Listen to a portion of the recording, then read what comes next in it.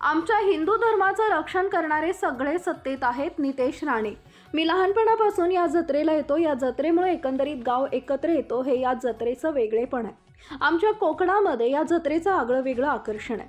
त्यामुळे आमचे मुंबईकर चाकरमानी गावी येतात. एक वेगळं भक्तिमय वातावरण इथं असतं. वर्षानुवर्ष या जत्रेसाठी भाविक लोक राज्याच्या कानाकोपऱ्यातून येत असतात. मी सुद्धा न चुकता सालाबादप्रमाणे आईचं दर्शन घ्यायला आलोय. आईकडे ज्यावेळी काही मागितलं त्यावेळी आईनं भरघोस दिलंय. 2024 वर्षात भराडी देवीनं आमचं राणे कुटुंब असो किंवा भाजप पक्ष असो आम्हाला भरभराटीनं दिलंय. आज आमच्या हिंदू धर्माचं रक्षण करणारे सगळे सत्तेत आहेत.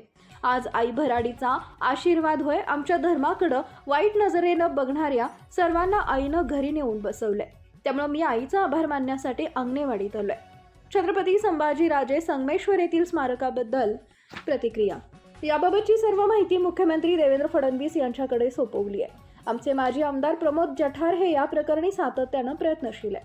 आम्ही लहानपणापासूनच दरवर्षी आमच्या इथे येतो. आमच्या कोकणामध्ये या जत्रेचं एक आगळं वेगळं महत्व आहे आणि या जत्रेमुळे एकंदरीत गाव एकत्र येतो. त्याच्यामुळे मुंबईचे आमचे सगळे नातेवाईक आमच्या गावाकडे येतात आणि एक वेगळं भक्तिमय वातावरण त्या गावामध्ये पाहायला मिळतं.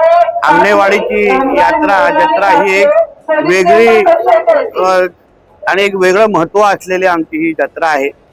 वर्षानुवर्ष इथे भाविक मुंबईकडून महाराष्ट्राच्या कानाकोपऱ्यातून इथे भराडी देवीचं दर्शन घेण्यासाठी येतात आणि आम्हीही सालाबाद प्रमाणे न चुकता आईचं दर्शन घेण्यासाठी इथे आलेलो आहे आणि नतमस्तक झालेलो आहे. काय कारण आईने जेव्हा काय मागितलेलं आहे भरघोस दिलेला आहे, भरभरून दिलेला आहे आणि 2024 वर्ष हा भराडी देवीने आम्हा राणे कुटुंबे असो, आमचा भारतीय जनता पक्ष असो, आम्हाला सगळ्यांना भरभरून दिलेला आहे. आज आमच्या हिंदू धर्माचं रक्षण करणारे सगळेचे सगळे सत्तेमध्ये आहेत आणि तोच आईचा खरा आशीर्वाद आम्हाला मिळालेला आहे. आमच्या धर्माकडे वाकड्या नजरेने बघणाऱ्या सगळ्या लोकांना आईने घरी बसवलं आहे आणि म्हणून आईचा आभार मानण्यासाठी आज या वर्षी मी आलेलो आहे. संगमेश्वरच्या ज्या कसबामध्ये संभाजी महाराजांचं पकडलं महाराज त्या ठिकाणचं स्मारक गेल्या 40 वर्षापासून रखडलेलं आहे.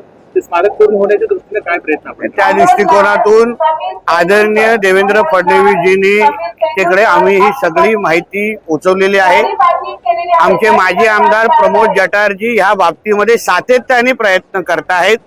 आमचा प्रयत्न आहे की ह्या वर्षी तो पूर्ण जागेचं जे महत्व आहे त्याचं परत त्या सगळ्या गोष्टी राज्य सरकार म्हणून आम्ही जेवढं जास्त त्या जागेसाठी करू शकतो ते आमच्यासाठी फार भावनिक जागा आहे आणि म्हणून त्या दृष्टिकोनातून सरकार म्हणून आम्ही आमची कारवाई किंवा त्या बाबतीमध्ये हालचाली सुरू करणार आहेत. फक्त शब्दापलीकडे तुम्हाला कृतीतून दिसेल.